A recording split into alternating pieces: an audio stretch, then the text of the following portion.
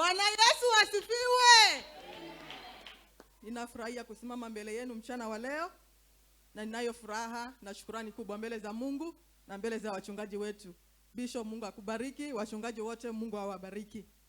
Hatuchukulii ni jambo la kawaida kusimama mbele ya madhabahu, na ikiwa ni mara ya kwanza tukiwa Cathedral, hii ni mara yetu ya kwanza. Praise God. So acha tupigie Mungu makofi kwa sababu ya uhai ambao umetupa mchana wa leo. Na unapoenda kusikia neno la Mungu mchana wa leo, acha nikupe moyo ama nikuhimize. Unapochukua hatua yako kutoka nyumbani kukuja katika nyumba ya Bwana, usichukulie ni kawaida. Na acha yote yale ambayo umeacha, ama yale yote ambayo unayafikiria. Anza mwanzo mpya. Haleluya. Unapoingia katika ule mlango, ambia Mungu, yale ambayo umenikusudia, acha nikapata ninayo. Haleluya. Funga macho yako tunapoenda kuimba wimbo huu. Acha tutayarishe mioyo yetu. Tumwambie Bwana, kutana na hoja za mioyo yetu. Acha Bwana ukanisaidie. Acha Bwana ukanene na mimi. Na naamini kwamba Mungu atazidi kupewa utukufu. Ni nani simame mbele zako, nani akupinge?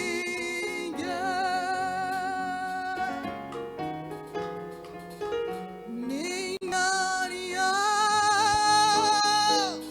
simame mbele zako, nani akupinge?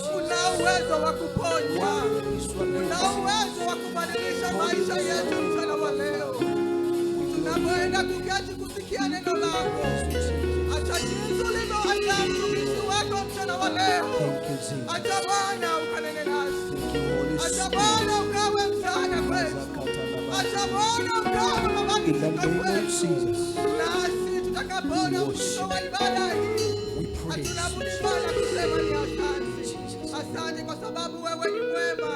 Asante kwa sababu uko na lengo nzuri na maisha yetu mchana wa leo. Katika jina la Yesu Kristo tumeomba tukiamini. Kanisa tuseme amen. Karibisha mnenaji wa siku ya leo kwa makofi mazuri. Tunaweza kaa kwa viti vyetu.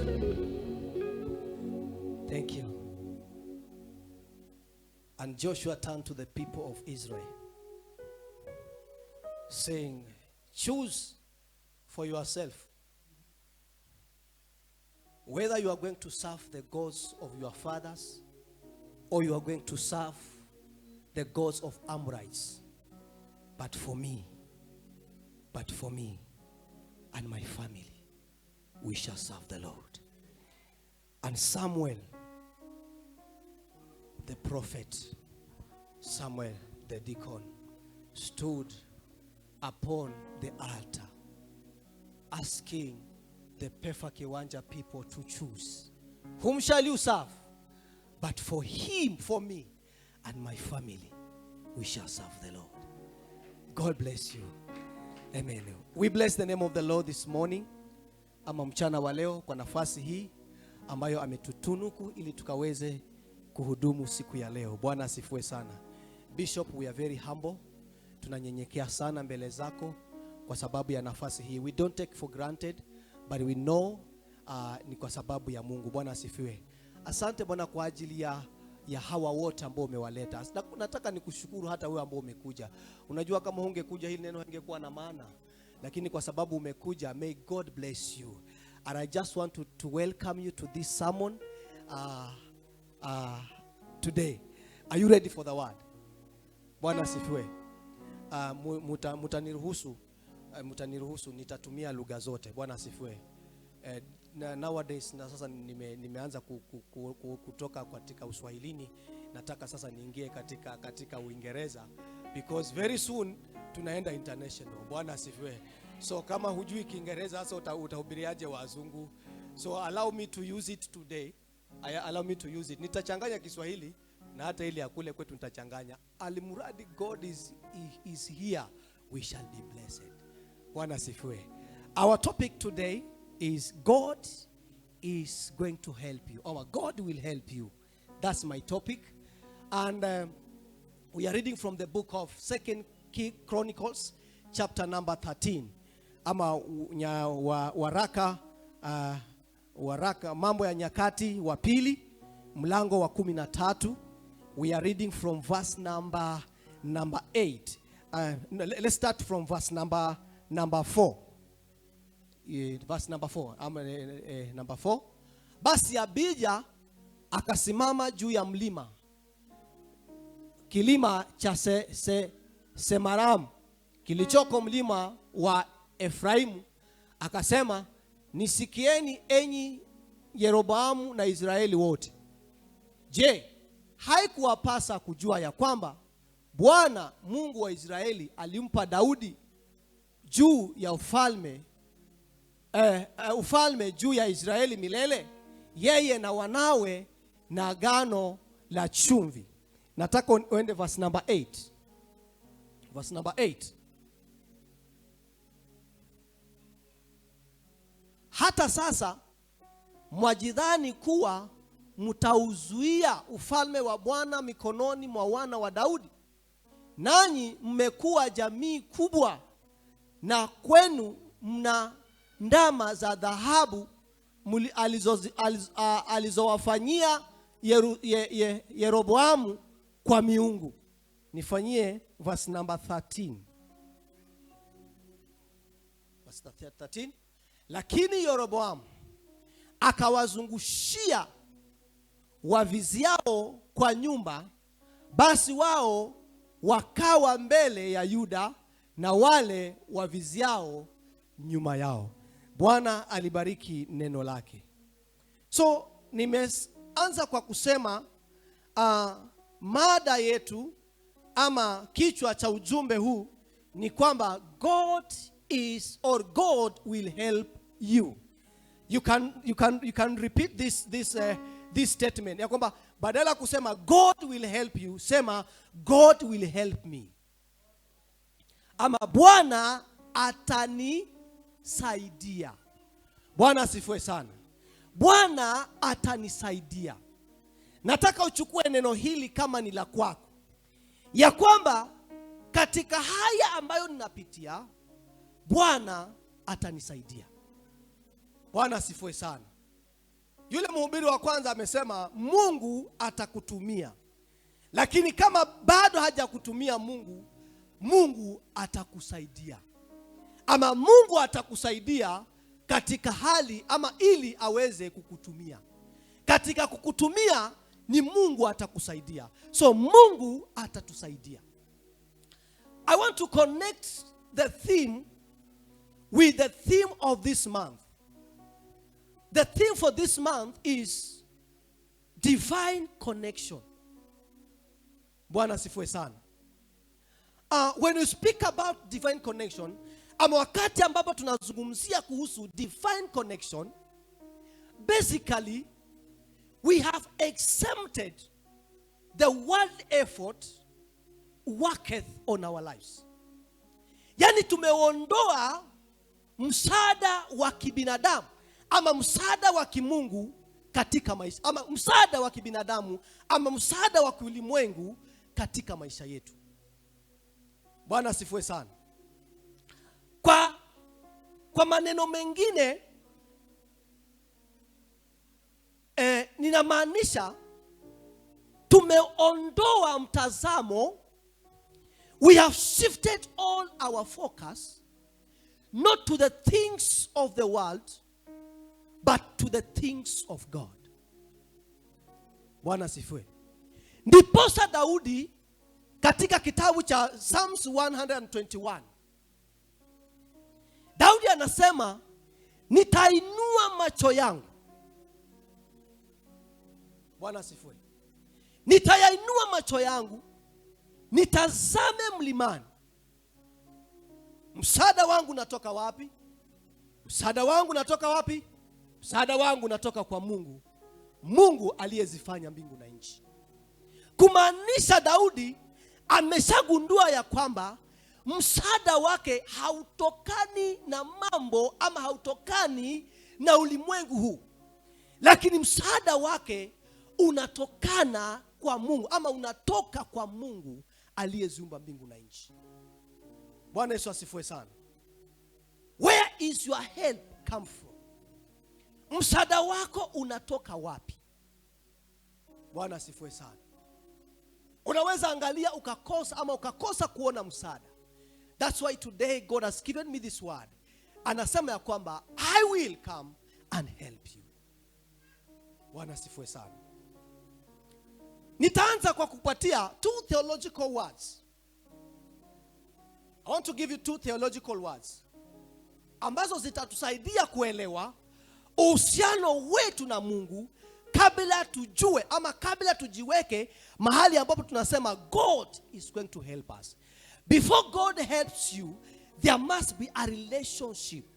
Daudi anasema ya kwamba macho yangu nitayainua kwa sababu ama nitainua mlimani kule ambapo nitainua macho yangu milimani, maana msaada wangu unatoka huko.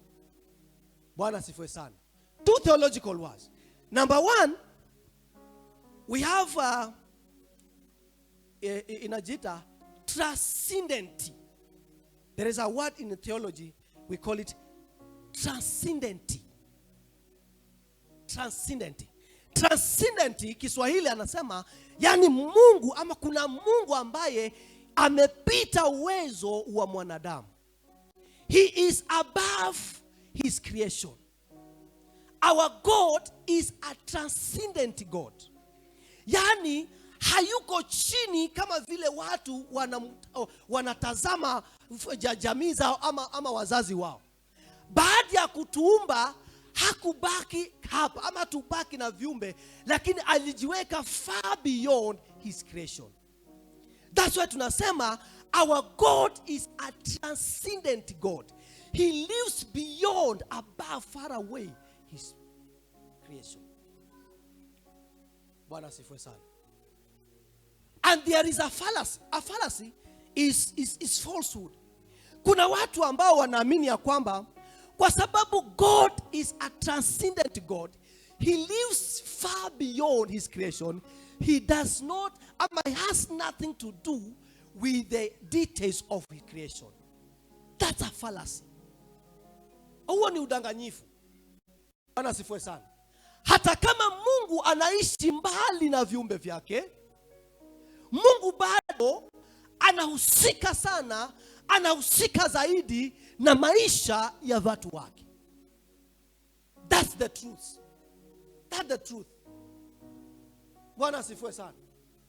Hata kama anakaa mbinguni, lakini bado anahusika na maisha ya watu wake. Bwana asifiwe sana. Number two is immanence. There is another word, we call it immanence. Immanence inasema our God is closely present within his creation. He is closely present within his creation. Bwana asifiwe sana. So ukiangalia, unaweza kusema haya maneno mawili ni kama the two words, they are opposing, or they are just opposing each other. Bwana asifiwe. For the transcendency, God is above his creation. For the immanence, God is within, very close present within his creation. Bwana asifiwe. Yaani neno hili la kwanza linamaanisha Mungu anakaa mbali na viumbe vyake. Hili neno la pili, immanence, anasema Mungu anakaa karibu sana na viumbe vyake. Bwana asifiwe. Sasa afalasi ikajikuta hapo, ama a falsehood ikajipata hapo, ya kwamba kuna watu wa aina mbili. The transcendent, those who believe in the transcendency of God, wanaamini ya kwamba Mungu ako mbali na viumbe vyake, hana shughuli na watu wake, hana shughuli na maisha ya watu wake. There's others, the other group of people ambao wanaamini the immanence of God. Wanasema God is within whatever we are passing through. Yoyote ambayo tunapitia, God is aware. Bwana asifiwe. Watu wawili. Bwana Yesu asifiwe sana. Sasa the problem comes kwa sababu ya kile ambacho unaamini. Wale ambao wanaamini ya kwamba Mungu ako mbali, wanasema hata Mungu ametuachilia. Ushafikia mahali kama hapo? Unasema Mungu ameniachilia. You are the believer of the transcendent God. Yaani unaamini ya kwamba Mungu ako mbali, mambo yangu hata hashughuliki. That's a fallacy. Na kuna mtu ambaye he has just given in katika yale mambo ambayo anapitia, because ana believe the immanence of God. Anasema ya kwamba haya mambo ambayo ninapitia, hii ndio hali yangu, ni mapenzi ya Mungu haya. Hata mtu akiwa mgonjwa, because ana believe ya kwamba Mungu anajua ugonjwa wake, anasema hii naona hii ndio mapenzi ya Mungu. Bwana asifiwe sana. God has given me this word today just to encourage somebody ya kwamba sio mapenzi ya Mungu uwe jinsi ulivyo. Sio mapenzi ya Mungu ukae jinsi ulivyo. Si kwamba Mungu haoni ile haja ama ile hali ambayo unapitia. Hata kama he's above, beyond his creation, bado anakutazama kwa mtazamo wa kiwana katika maisha yako. He is just within. Whatever you are passing through, God is full aware. And today, he is ready to help you. Bwana asifiwe. That's why my topic is, God will help you. He's not far above. Mungu haja kuachilia, lakini anahusika sana na maisha yako. That's why anatuambia leo, I want to help you. Bwana asifiwe sana. Just believe in this word. Just believe in this God. For he is about to do something in your life. Isaiah chapter number 54. Isaiah chapter number 54 verse 1. We are going to read together that word as I begin. Sing, O barren. Sing, O barren. Why should you sing? I want to add the topic. Why should you sing? Nataka uniongezee tu, because God will help you. Bwana asifiwe. Sing, O barren. Why? Because God will help you. You who do not bow, break forth into singing. Why? Because God will help you. Cry loud. You who do not labor, labored with child. Why? Because God will help you.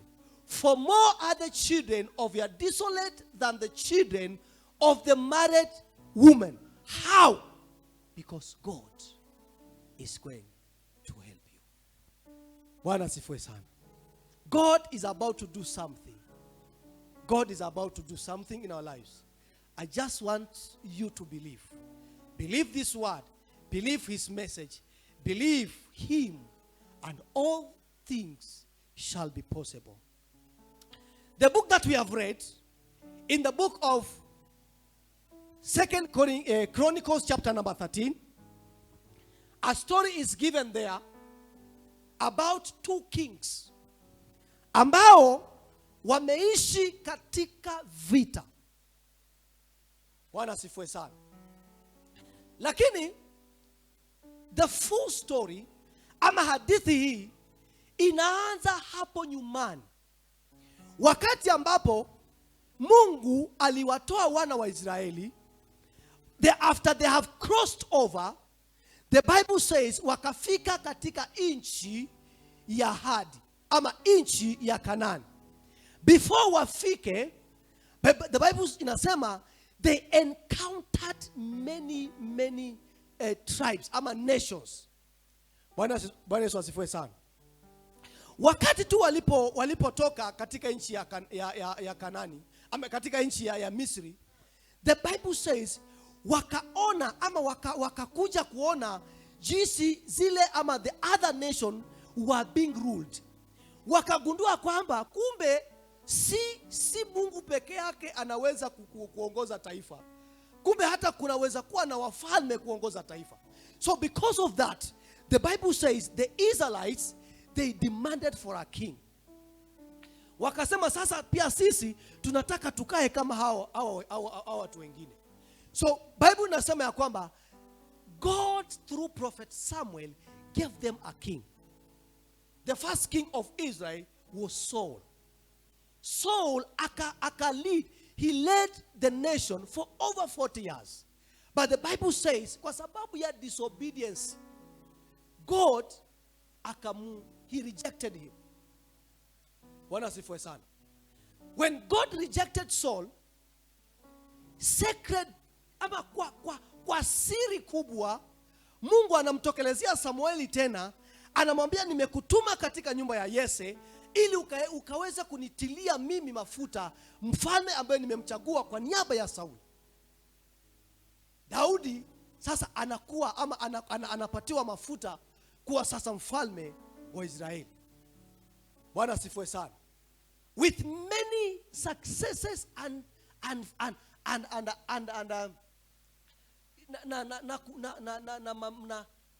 what can I call them?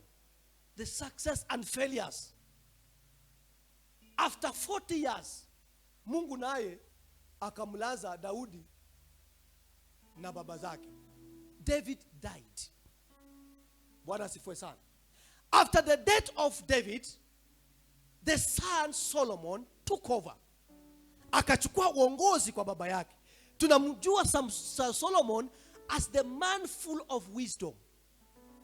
Lakini Biblia inasema ya kwamba hata kama alikuwa na hekima nyingi, ni wakati wa Solomoni ndipo ambapo taifa la Israeli liligawanyika mara mbili.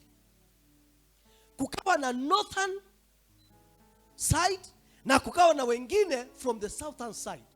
Katika upande wa southern side, there was a man by the name Jeroboam. Jeroboam alikuwa he was just but a servant of Saul. Baada ya kwamba Sauli amemwasi Mungu ama amefanya yasiyo mema mbele za Mungu, hata huyu Jeroboam pia naye he rejected his master. So akajikata, akakimbia mbali ama akaenda nchi za mbali.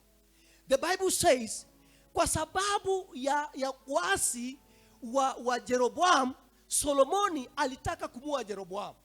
Kwa sababu Jeroboam hakutaka kuuawa na Solomon, akakimbia Egypt. Alibaki Egypt mpaka wakati ambapo alisikia kwamba Solomoni amekufa, ndipo alirudi katika nchi ya Egypt. Bwana asifiwe sana. Solomoni alipokufa, the son now Rehoboam took over. Rehoboam sasa akachukua uongozi, aka lead the Israel nation mpaka wakati alipokufa. Bwana asifiwe sana. Nataka tu nikimbie haraka kwa sababu hii ni history ndefu. When Jeroboam died, his son Abijah took over.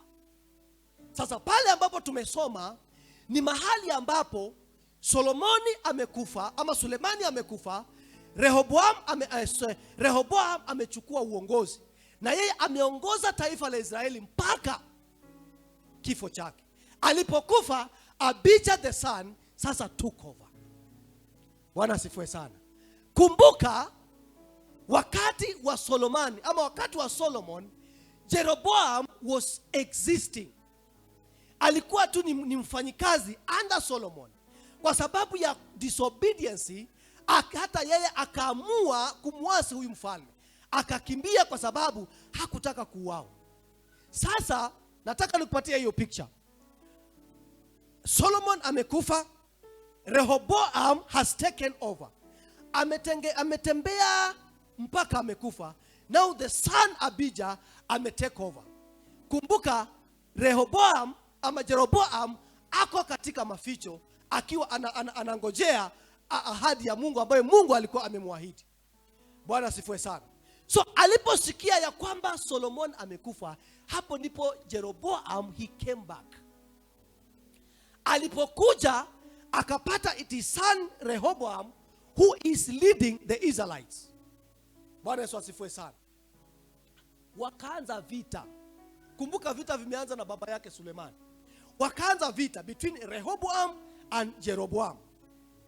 Siku moja Jeroboam akakusanya Waisraeli, wakamwendea mfalme Rehoboam. Wanamwambia Rehoboam, tafadhali, unajua wakati wa Sulemani baba yako mambo mengi sana ametufanyikia kama sisi wana wa Israeli. Baba yako ametupatia taxes kubwa, ameweka mizigo mingi, ametufinyilia vya kutosha. So tunakuomba tu mfalme Rehoboam, sisi wa Israeli tunakuomba, ikiwa itawezekana ama kwa mapenzi ya Mungu, tunaomba utushushie tu ile mizigo ambayo your father Solomon did to us. Na sisi tunakuahidi ya kwamba we shall serve you. Bwana asifiwe. Rehoboam akawaambia Jeroboam na Wanaisraeli, just give me 3 days then you come. Wakati walipoenda, Jeroboam akaenda kwa wazee, akauliza mashauri, kuna hii na hii na hii, what should I do? The elders, they advised Rehoboam accordingly. Alipotoka hapo akaenda side nyingine, akakutana na vijana. Anauliza, ati wanakuja wananiambia eti niwapunguzie taxes. Vijana wanamwambia, hapo usicheze bwana, mwanzo saa hii sasa kuwa fire. In fact hata waambie kama walikuwa wameongeza 2, wewe utaongeza 5. I'll make it more harder. After 3 days, Jeroboam Israel wanakuja, wanamuuliza, sasa our king, what is the response? Vile aliwajibu my friend, harshly. Walitoka hapo kama mioyo iko chini. Bwana sifiwe sana. Hapo ndipo Jeroboam akaamua sasa kuenda mbali with 10 tribes. 10 tribes of Israel akabaki nazo. Yule Rehoboam ambaye sasa alikatalia, alibaki na only 2 tribes. of Israel. Bwana asifiwe sana. Akabaki na hizo taibu mbili. Mungu naye ni nani? Rehoboam amekufa. Sasa alipokufa Rehoboam, now Abijah the son took over. Sasa nataka tumalizie hapo. Hiyo story mimi nishamaliza kuhubiri. Bwana asifiwe.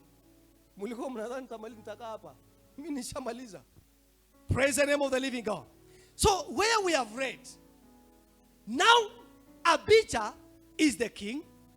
Jeroboam now is another king of Israel. Kumbuka ameenda na tribe ngapi? 10. Abijah amebaki na tribe ngapi? 2. Sasa the Bible says in verse number 13. Sasa inasema na katika mwaka wa 14 mfalme Yeroboamu akaanza Yeroboamu katika mwaka wa 18 wa mfalme Yeroboamu akaanza Abijah kutawala juu ya Yuda. Kulikuwa na vita kati ya Abijah na Yeroboamu. Abijah akapanga vita kwenye jeshi la watu hodari wa vita, watu wateule 400,000, na Yeroboamu akapanga vita juu yake mwenye watu wateule 800,000. Nataka tu niende hapo 13. Lakini Yeroboamu akawazunguka, akawavizia kwa nyuma, basi hao wakawa mbele ya Yuda na wale waviziao wakawa nyuma yao. Number 14 nasema, na Yuda walipotazama mbele na nyuma, wakaangalia vita vikawa mbele na nyuma, wakamlilia Bwana, na makuhani wakapiga mapanda, ndipo wakapiga kelele, na watu wa Yuda. Ikawa watu wa Yuda walipopiga kelele, Mungu akampiga Yeroboamu na Israeli wote mbele ya Abijah na mbele ya Yuda. Bwana asifiwe. So Abijah now is the king. Jeroboam akatangaza vita between mimi na wewe, tuone ni nani ambaye ataweza kushinda. I want to thank God because of the spirit of Abijah. Hata kama ukisoma hiyo hadithi unaona kwamba Abijah hakuwa na any advantage ya kushinda hizi vita, lakini kwa sababu ya divine connection, kwa sababu ya Mungu aliyemsaidia, mwisho wa hiyo hadithi tunaona ya kwamba Abijah aliweza kushinda hizi vita kwa sababu Mungu alikuwa upande wake. Bwana Yesu asifiwe sana. Ndio maana nimeanza kwa kuambia, wakati mwingine unaweza fikiria kwamba mambo yameenda segemnege ama mambo hayako katika hali zako. Bwana asifiwe. Unashindwa ni nini ambacho utafanya. Kama vile Abijah alijipata katika hali kama hiyo ya kwako. Lakini namshukuru Mungu wa mbinguni kwa sababu kile alichoahidi ya kwamba sitakuacha, nitakuwa pamoja na wewe hadi mwisho. Hivyo ndivyo Bwana alifanya katika Abijah. He held Abijah until Abijah succeeded this victory. Bwana asifiwe sana. Nikawa ninajaribu kuangalia hii maandiko, nikaona 6 reasons, sababu 6 ambazo automatically zilikuwa zinamuondoa Abijah katika winning a battle. He was never in any advantage. Bwana asifiwe sana. Kama vile ambavyo ukijitazama katika zile hali ambazo unapitia, unaona ni kama there is nothing, there is no advantage. Hakuna kitu ambacho unaona kinaweza add up to your victory.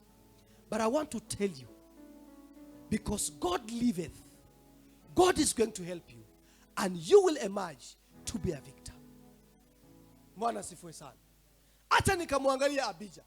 Ukiangalia Abijah verse number verse number 2.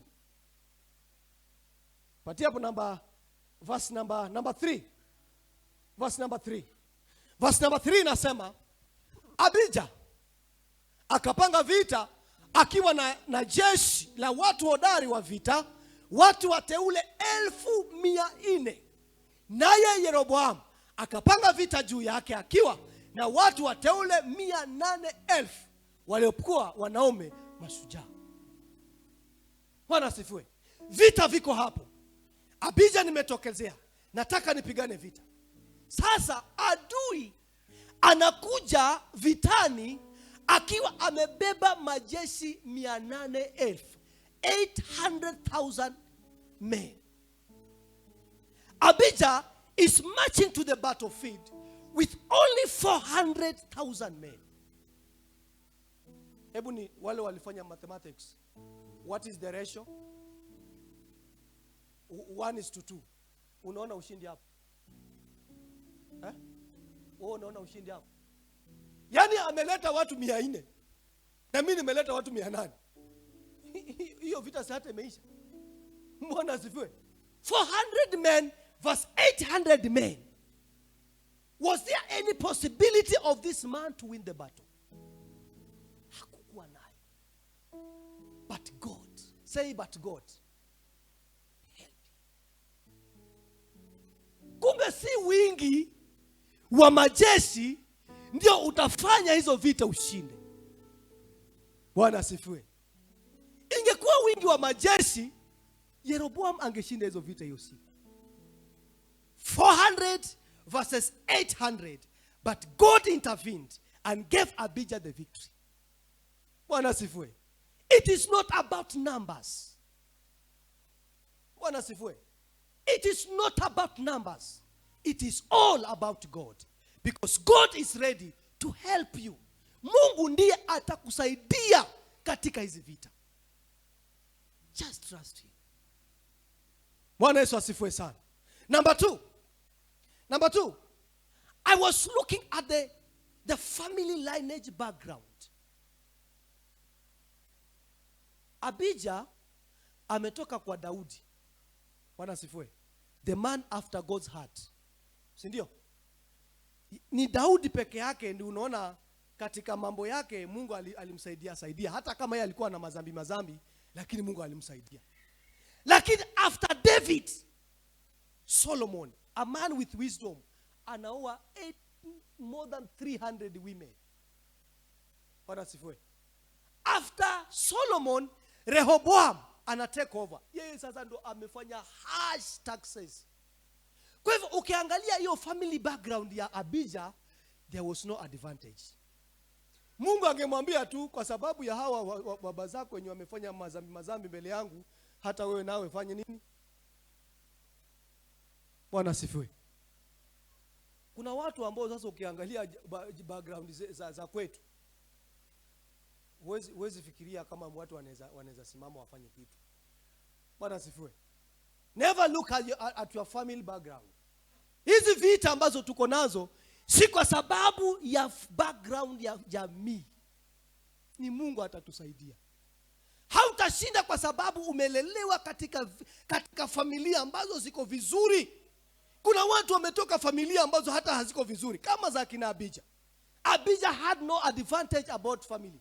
Hakuna kitu ambayo angeweza kukopi apart from ile ya Daudi, the grandfather. Lakini hapa katikati hata baba yake mwenyewe Rehoboam, hata yeye alikuwa hakuwa mcha Mungu vile. Bwana asifiwe. Lakini Mungu akamsaidia Abijah. You are going to win the battle. God is going to give you the victory. Not because of your family background, but because God will help you. Kwa sababu ya msaada wa Mungu, vita hivyo tutaweza kuvishinda. Hatutashinda kwa sababu ya kule tulitoka, lakini tutashinda kwa sababu Mungu atatusaidia. Ni Mungu atatusaidia. Amen. Number 3. Angalia verse number 7. Verse number 7 inasema wakamkusanyikia watu mabaradhuli wasiofaa kitu waliojitia nguvu na juu ya Rehoboamu mwana wa Sulemani. Rehoboamu alipokuwa kijana, nataka upigie mstari, kijana ana wa moyo mororo asiweze kuwazuia. Bwana asifiwe. And he was not experienced. Bwana asifiwe. Hakuwa na tajriba ya vita. Kumbuka, anapigana na mtu ambaye amekuwa kwa vita miaka mingi. Jeroboam amekuwa wakati wa Sulemani. Jeroboam amekuja wakati wa Rehoboam baba yake. Sasa ni wakati wa mtoto. Unaona hiyo experience hata zinatoshana kweli. This man has been in the battle ever. Ako na enough experience. Lakini Abijah take over just 3 years ago. Na hata vita vimeinuka. Bwana asifiwe sana. Lakini kwa sababu Bwana alikuwa na Abijah, God gave Abijah the victory. Bwana asifiwe. Hautashinda kwa sababu ya experience. Bwana asifiwe. Vita hivi si kwa sababu ya inaitwa tajriba ama taaluma. Tajriba. We are going to win the battle because God will help us. It is not about the experience that you have. Bwana asifiwe sana. Ikifika raundi hii ama ikifika wakati huu, hata experience inabaki nyuma. Unasema ni mimi na Mungu na mimi. Bwana asifiwe sana. God helped Abijah. Mungu akamsaidia Abijah. Number 4. Nimekuwa niki-explain. After Solomon, Mungu anamwambia kwamba I have divided the nation into 2. 10 on the other side, the 2 on the other side. And it happened ya kwamba Jeroboam akapata ile side ya 10. Abijah ako side ya 2. So hata akiwa ana match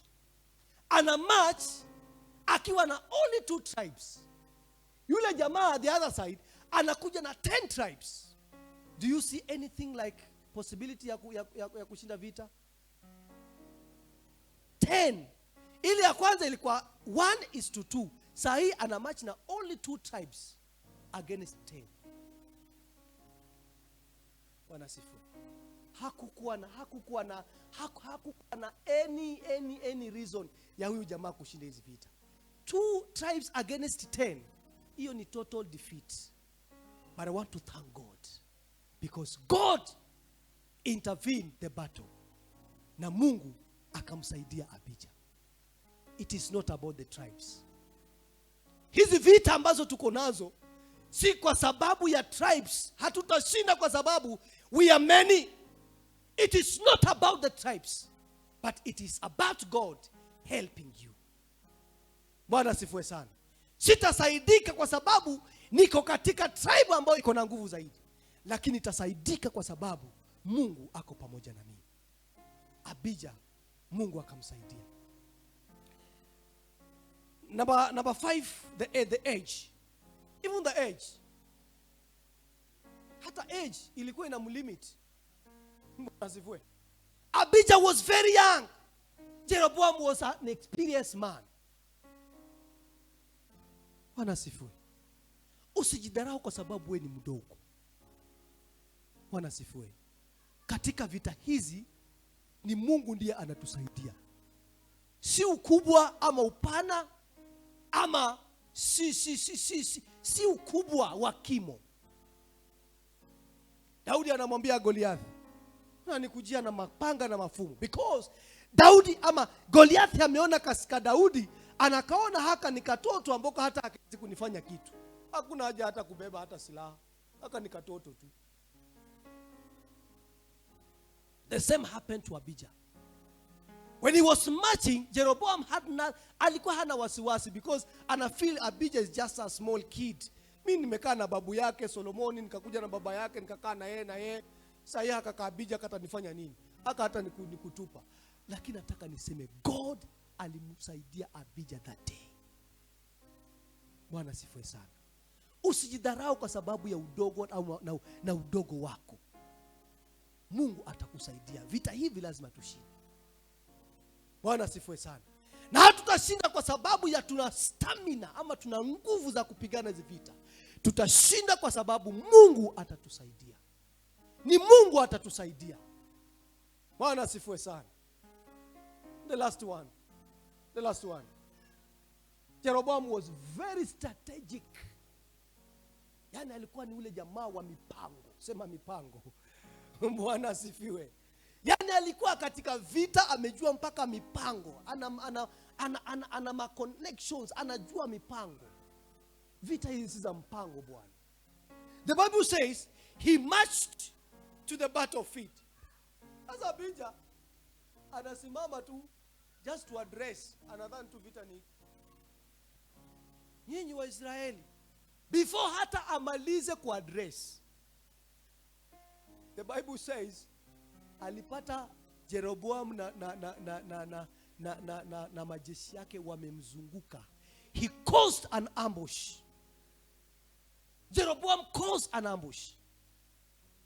Yani ni ile tu umeenda tu kupigana vita. Imagine umeenda kupigana vita, ndio unadhani adui yako ako mbele, unaongea, kumbe adui amekuzunguka mpaka kila mahali, sasa wewe uko katikati. That's a strategy. Bwana asifiwe sana. Lakini Mungu haendani na strategy. Bwana asifiwe sana. Hata kama Jeroboam alikuwa very strategically, Mungu alimpatia Abijah another strategy. Ndiposa Abijah akashinda hizi vita. Bwana asifiwe sana. Ukiangalia yale ama yule adui, wale maadui vile wamekuzunguka, si unaona ni watu wamejipanga sana. Bwana asifiwe. Hawezi toshana jinsi because hawa ni watu wa kujipanga. Lakini nataka nimshukuru Mungu kwa sababu ameahidi ya kwamba I will help you. Bwana asifiwe sana. Wakitumaini, they shall, ama Psalms anasema ya kwamba watatumainia magari na farasi, lakini sisi tutalitumainia jina la Bwana. Chariots and hizo magari, that's their strategy. There is a strategy of God. Bwana asifiwe. Jeroboam ama Abijah hakuwa katika hali ya kushinda hizi vita. Lakini kwa sababu ya msaada wa Mungu, Abijah aliweza kushinda hizi vita. Despite of a number of limitations, Judah won the battle. Hata kama alikuwa kuna mambo ambayo yalikuwa yamemzuia asiweze kushinda hizi vita, lakini kwa msaada wa Mungu, Judah ama Abijah won the battle. Nikupatie tu just 4 things. What contributed to the victory or to their victory? Ni mambo gani haya ambayo yalifanya Abijah, hata kama alikuwa na limitations, he was able to win the battle? Na nitakuwa nimemaliza. Bwana asifiwe. Number 1, verse number 18. Judah and Abijah trusted God rather than military odds.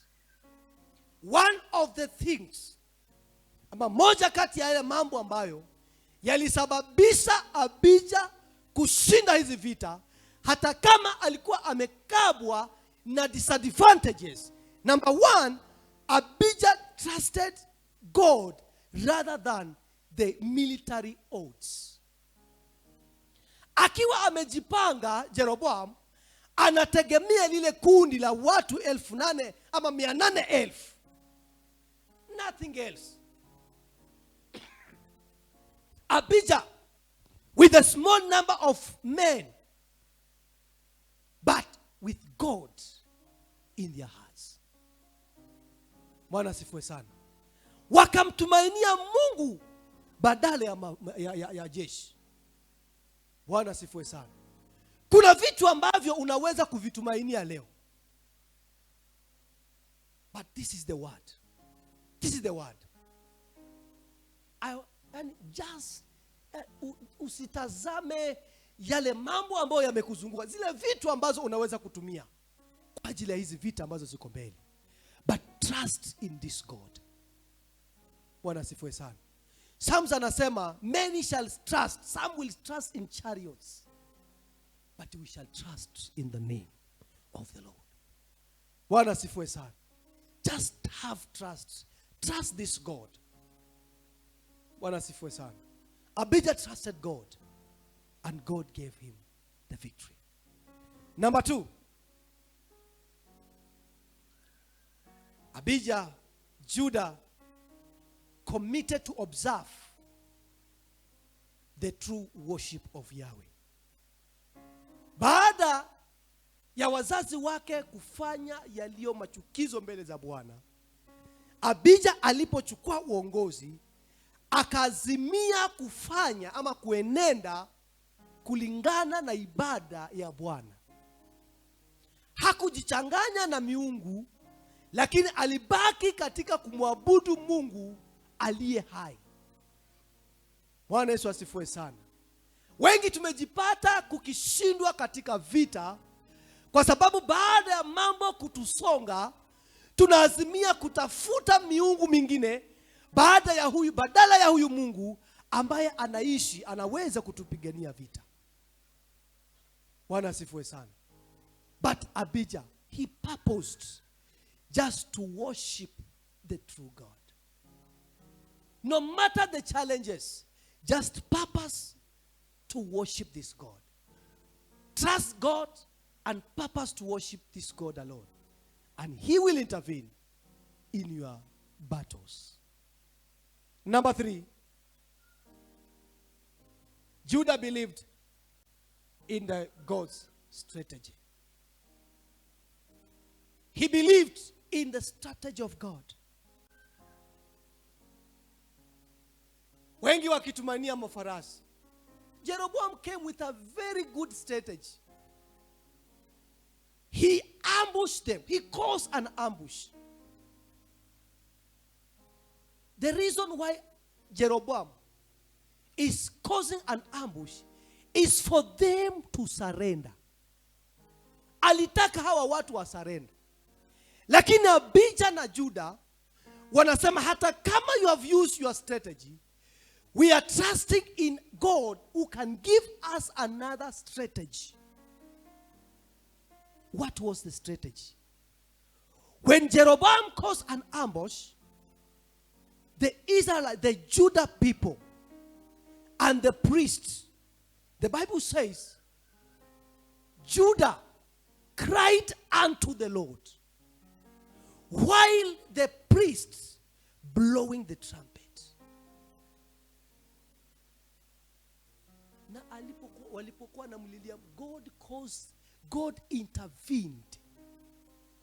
Bwana asifiwe sana. God intervened because they never had any strategy. Lakini wakiwa hapo tu, Mungu anawaambia, just cry unto me and let the priest blow the trumpet. Alipopuliza hiyo trumpet, the Bible says 500 men. Jeroboam had worked with 800 men. Ndio.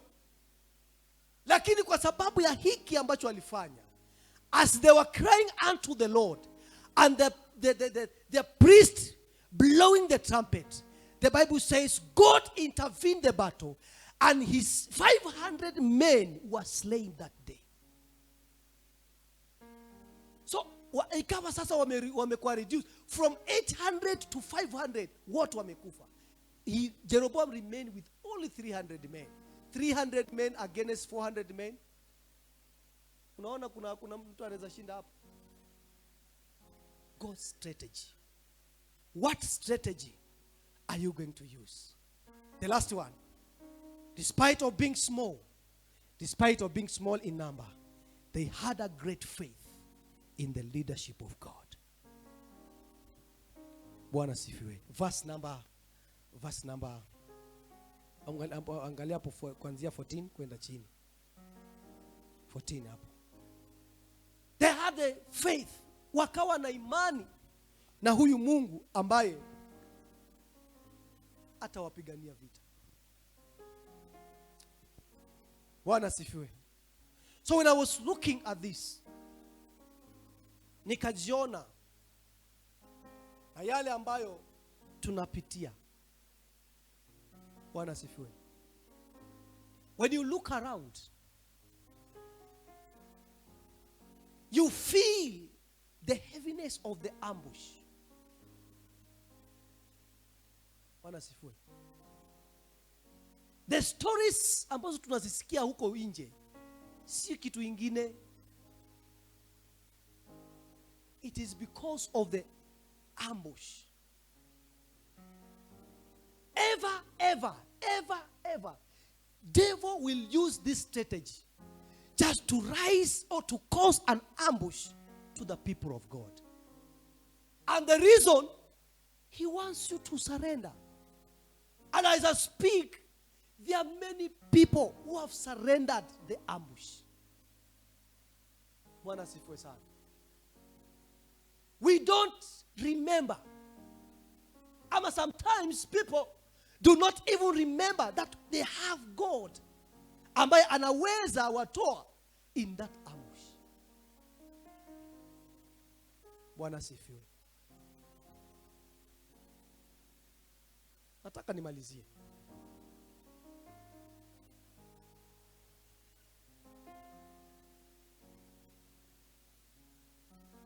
I want us to stand up by our feet.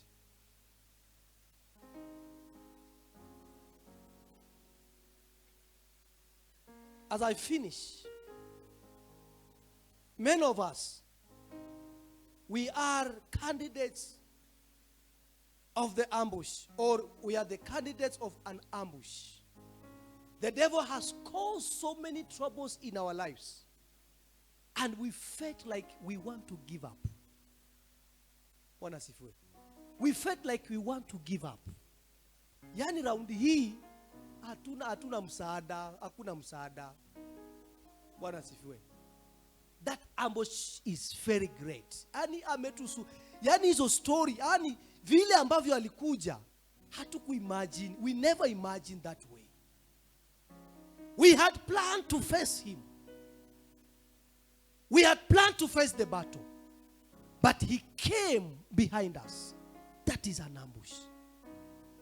You are preparing for this. Anakuleta katika kitu ingine tofauti ambacho haukuwa umetarajia. What do you do? What do you do? I want to thank God. Because of the people of Judah. The Bible says, when Jeroboam caused an ambush to them, God gave them another strategy. And the same strategy that the people of Judah used, we can try it today. We can try it today. Bwana sifiwe. An ambush has come. Troubles has come. Challenges has come. You know, you see nothing. You see nothing. Trust this God, that he is about to help you. God is about to write a new song in your life, because he has promised that I, the Lord, I will help you. God wants to help us. I want us to pray.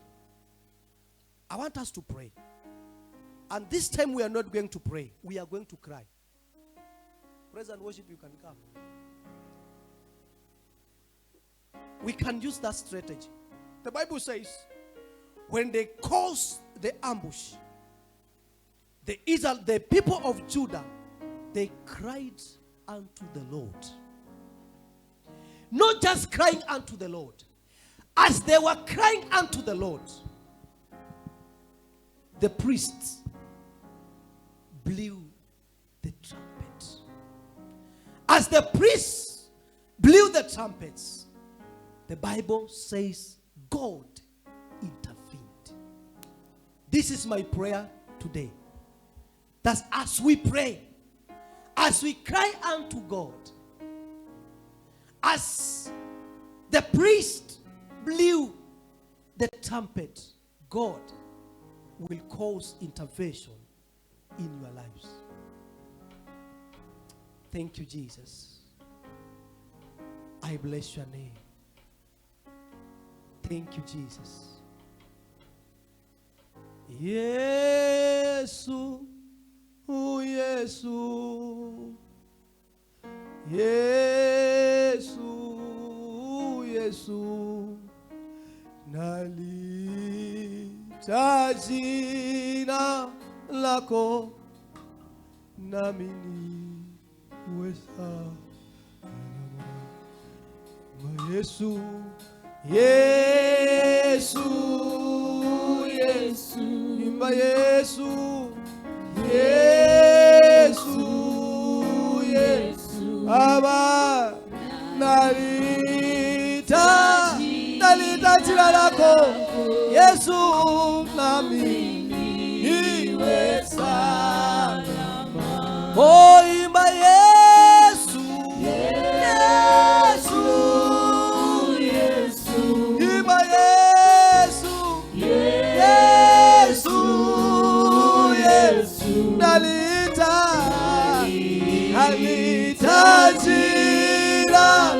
jina lako, nami niwe salama. Oh, salama, salama, Yesu, salama. Oh, salama, oh, salama, nalita jina lako, oh, nami niwe salama. Oh, imba Yesu, Yesu, Yesu, imba Yesu, Yesu, Yesu, nalita jina lako Yesu, jina lako Yesu, niwe salama, nami niwe salama. Oh, Yesu, Yesu, Yesu, imba Yesu, Yesu, Yesu, Baba, nalita jina lako, Yesu, nami niwe salama. Imba Yesu, Yesu, Yesu, imba Yesu, Yesu, Yesu, Baba, nalita jina lako, Yesu, nami niwe salama. I want to pray with somebody. You are there, ama uko hapo. You have been battling with something. I want to trust God